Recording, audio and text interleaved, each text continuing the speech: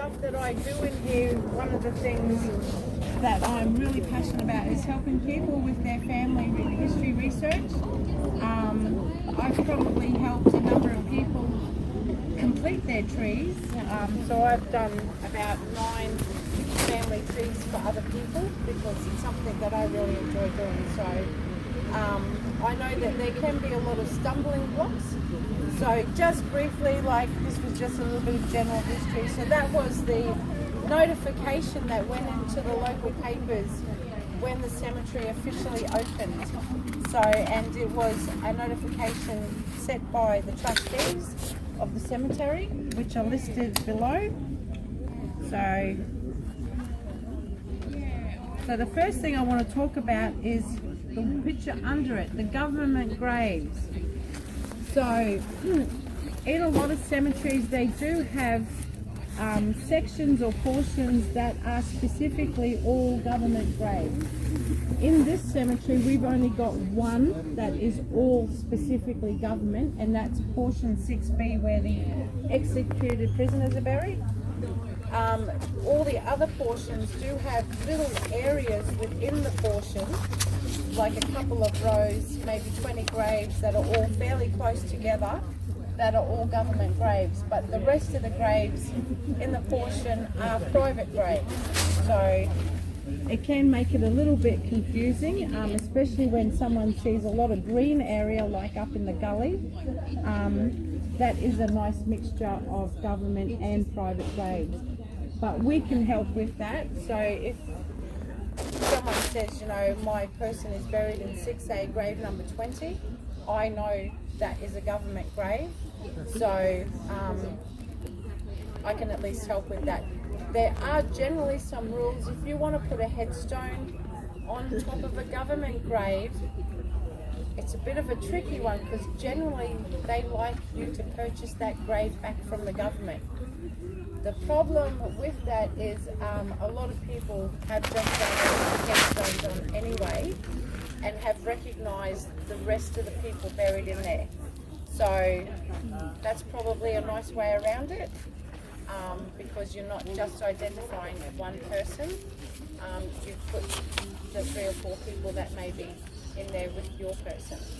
So it can be a bit of a tickler of a problem when it comes to putting headstones or plaques on the grave. Plaques are fine, headstones might be a little bit more difficult if it's something like this one here. Then you would probably get charged to buy that grave back from the government. So it'd probably come at a bit of a price. Because now this is classed as a historic cemetery, the burial costs for in here to buy a new plot is a lot more expensive, obviously, than Mount Gravatt or Pinaroo. By a lot, you're looking at well over $10,000 just to buy a single grave plot in this cemetery. Then on top of that, you've got burial charges, so it can be quite a hefty price to be buried here. Or if you find that you have family here, you can get buried in the family plot, so then that's a bit cheaper. So if the last burial was 35 years or more ago, new burials can go in that grave if that grave was full. So generally how it works with a single plot, the first burial was supposed to be at 7 feet, then the next one is at 6 feet, and then the next one is 4.5, and that's your absolute minimum depth that you can go to. In some parts of the cemetery, however, there's only 1 or 2 burials in a grave spot because of the terrain. So some of the graves further up the hill are very rocky. So they couldn't get 3 people in there, they could only get 1 or 2. So you'd have to check with the Brisbane City Council. That's a question. In one of our cases, there's 4 babies buried there over 20 years. So maybe not very full, but rather than burying someone there, could you put their cremated ashes in there? Oh, definitely. Cremated ashes, you can put unlimited amount of ashes in a grave spot. So there's no limit on that, which is good. So has anyone got any questions about the government graves? In case I've missed something. Okay, again, just briefly on the Paddington one, we do have more than 22. We have about 30 or so headstones in here that have come across from the old Paddington Cemetery. Where this affects a family researcher is if you're looking up, say, Elizabeth Cow, who died in 1864, and you look on the Brisbane City Council's gravesite search and look for Elizabeth Cow, it'll have that she was buried here on the 29th of May 1913. So you'll straight away think, that can't be mine. But that 1913 date is a clue. Most of them came over to the other cemeteries in 1913. So if you see 1913 on it, check with the cemetery's friends group if they've got one, or if not, hop on to the State Library. I think the Brisbane City Council now have the list up about the Paddington burials and where they were reinterred to. So there was 186 officially that were moved in 1913 to different cemeteries around Brisbane and one in Ipswich. So when you say moved, of course before you were talking about headstone, did they actually move the bodies as well? yeah, so they actually reinterred and reburied. So on the Brisbane City Council's gravesite search, that burial date is the last burial date. So we had a gentleman who was buried here, James Toohey, who Toohey Forest is named after. He was buried here. Then he was reinterred in the Toohey private cemetery that was on Toohey Mountain. Then they moved him again to Mount Gravatt Cemetery. So his burial date is that last one. So it can be quite confusing to just go off their records thinking that that's not the right James Toohey. So you've got to do a little bit of digging with some of those, or contact the friends group because we'll tell you if it's a Paddington one or not. It is also the same with the removed headstones, which I talked about earlier. For those who weren't at the previous talk, in 1975 the Brisbane City Council initiated a scheme called the Beautification Scheme. So they wanted to make the cemeteries more park-like. So they identified unsightly / unsafe graves, wrote to apparent descendants of those family, the next of kin, didn't get a response back from them, so that gave them permission to demolish the graves. So these two pictures on top are two of the graves that were demolished here. So if you're looking for a grave here and you think that it had a headstone, or you just want to know if it did or didn't because of this scheme, because we lost close to 1,000 headstones in this cemetery, just contact the friends group because we'll let you know, and if we have a photo of it, we will send it to you along with the transcription of what was written on the headstone as well. So they didn't move anybody, they just destroyed what was on top of the grave. So the graves are still there. So that's pretty important when it comes to family research. The next one is looking for graves. This is just instructions on the Brisbane City Council's gravesite search. This should be your first port of call, right? So you hop on, you can do a search for all cemeteries if you're uncertain of where they're buried. But if you know it's here, you can just filter it to South Brisbane. Just be mindful, there are a lot of spelling mistakes on this page.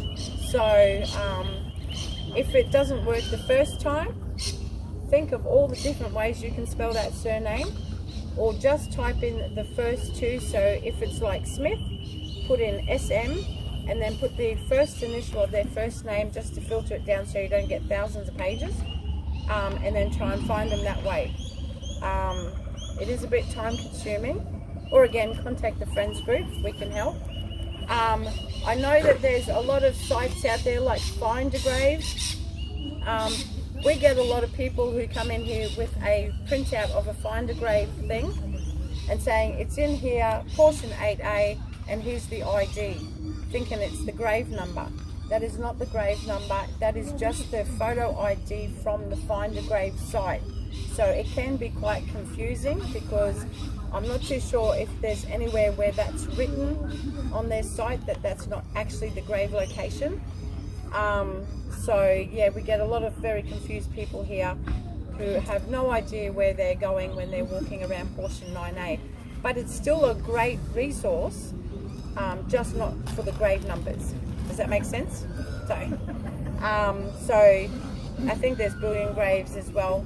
A lot of our photos, our early photos of the headstones, because we photographed every headstone in this cemetery back in 2005, 6, 7 and 8, and they were put up on the Australian Cemeteries Index site. So if you hop onto their website and you type in your surname you're looking for and the cemetery ID is South Brisbane or Dutton Park, it will pick up on both. And it will list everybody with that surname, and if it's got a photo there will be a little camera attached to the side so you can click on it and see the photo of the headstone. So that's another one as well. So are there any questions so far? I'm doing okay then. Alright, war graves. We have a number of war graves in here. There's one just here. We don't have an area like Lutwyche or Toowong where there's a whole bunch of them all together in one portion. They're everywhere. So some of them are a little bit harder to find than others, but like I said, just contact us. We'll help you find them. The white marble ones is one type of war grave. It's the earlier one, and we've still got quite a few of these. And then the newer plaques that they put up. So this one here is of course one of the newer plaques. There is also an invaluable resource, especially when it comes to World War I in particular. We've noticed a lot of people wrote on their family graves a memorial to somebody who was lost overseas in World War I. So this grave here does have a whole heap of information about that person, what battalion he was in, and when and where he died overseas. So there are a number of them around. We've got a few, of course, with the later wars, and so there's a lot of that sort of stuff recorded on the headstones, even though they're not buried here. So it's just a memorial. They're not actually here. They're buried overseas. Can I ask a question on that one? Yep. So if the husband died age 44 in 1916 and he's buried, and then the son's killed 2 years later, when would the headstone have been engraved? Would they have put up one headstone with the husband's name on it and then pulled it down later and put this one up? They could have done, or they could have waited till years later. For the future? There's a lot of headstones around the place that have like the books, you know, so it's like a book and there's one person on it and the other side is blank. There is still other people in there, they've just not updated the headstone. So it depended on the family whether or not they had the funds to update it, because depending on the type of headstone, like this one here is made of sandstone, it would have been quite expensive for a stonemason to come and take that away, update it, bring it back and reinstall it. So it was quite expensive. That one just there, is that sandstone? This one here, this is marble. Marble, okay. But there's space underneath so more could be added. Yes. Yes. Yep. Okay. Yep. All right. Also, there are a bit of clues with the numberings as well of where they enlisted, so or what conflict they were in. Generally, I have found if their service number is just a number, it's generally World War I. If they've got a Q or QX in front of their name, they did enlist in Queensland, because we do have one here that is a New Zealand war grave. So he's got the silver fern on top, as his emblem, which is pretty cool. So an official War Commission grave will have the emblem. If it's marble like this, it'll have the emblem at the top and a cross underneath. If it's one of these plaques, the cross will be at the side and the emblem will be at the top. So there are your clues that they are official war graves.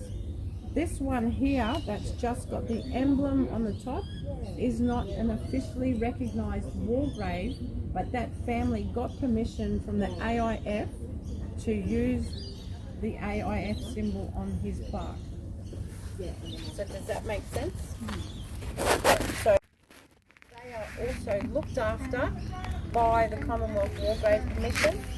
They will come in and clean them, tidy them up. If something happens to it, like if a tree branch falls on this one today, I will send photos to the War Commission here in Brisbane, and in the next couple of weeks it will be fixed. So that's how quick they are at doing that sort of stuff. Yeah, if they were a different religion, would that be a problem? Some of them will have their religion, like if they're Jewish, they'll have the Star of David on theirs, but all the ones in this cemetery are all crosses. So it just depends on location to that sort of stuff. But yeah, it will have whatever their religion is. So that's pretty much most of the War Commission stuff, I think. Any questions on that? I'm on a roll. Okay, the floods. Sadly, this cemetery does flood. That bottom one, of course, is 2011. So you can see how high it came up to this office here. There was no damage done to the graves. No bodies were ever washed away from this cemetery, ever, since it started. So everybody who was buried here since 1870 is still buried here. I know there are loads of stories going around, and some of them are tour stories on other tours that say that bodies and coffins and stuff were floating down the river. It never happened, so they're all still here.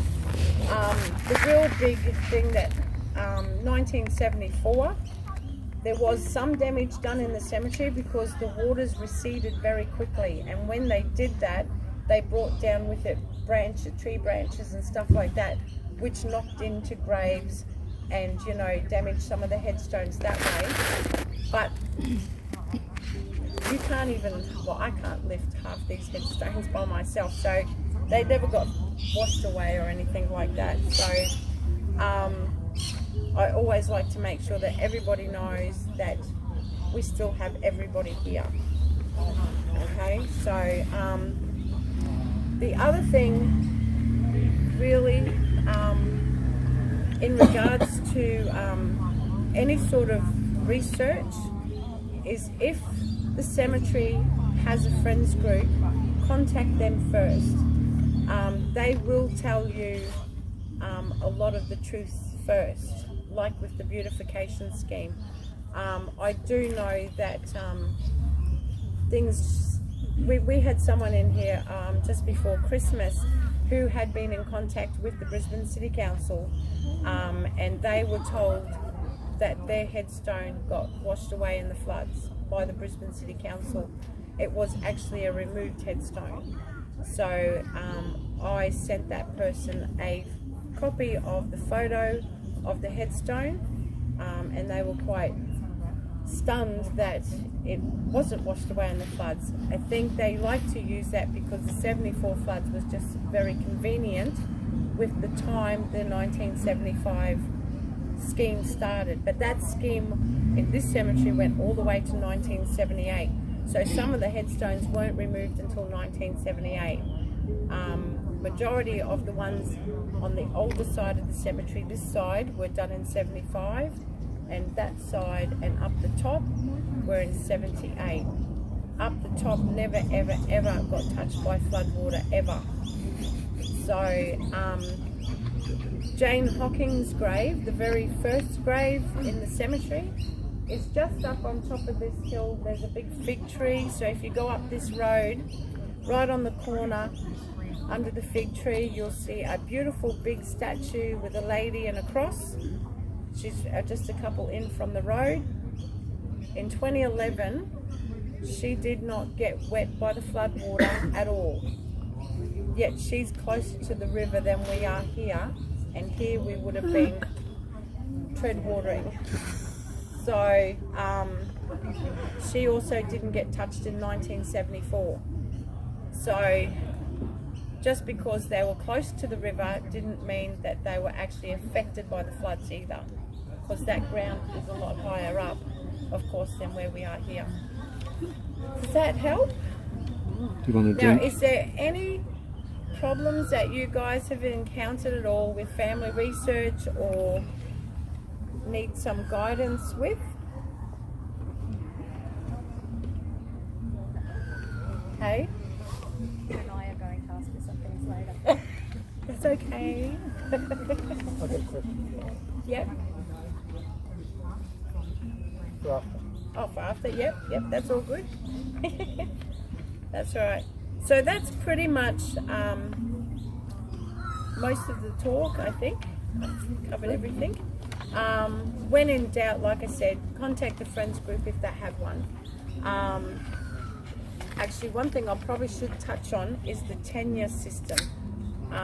For those of you who may be on Facebook or have relatives who are buried in South Australia or Western Australia in particular, at the moment there's a lot of anger in regards to their cemeteries and graves being reused because families aren't coming in and repurchasing or renewing those plots after 25 years in some cases, which I think is absolute, I won't say it, because I do know, like, when somebody bought a plot here, on the contract it said that this ground is for this person and their heirs forever. Alright? So I know that I'm on a few of these Facebook pages because it needs to be sort of like watched.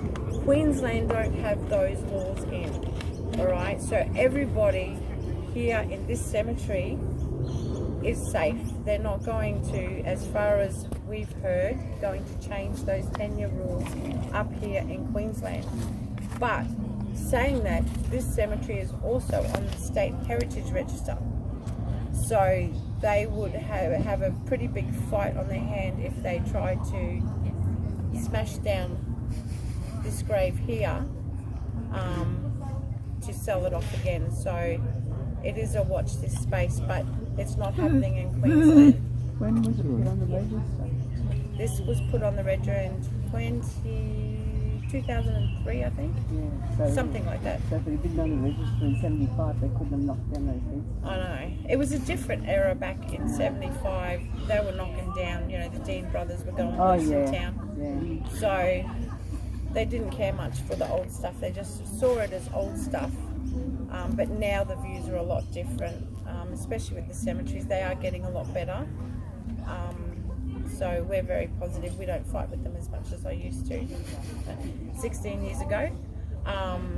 So it's I'm quite happy that, you know, this place is going to be here, well, as long as I'm around anyway. And hopefully longer. So, but yeah, I think I've covered everything. Thank you, Tracey. Okay. I hope you've all enjoyed today.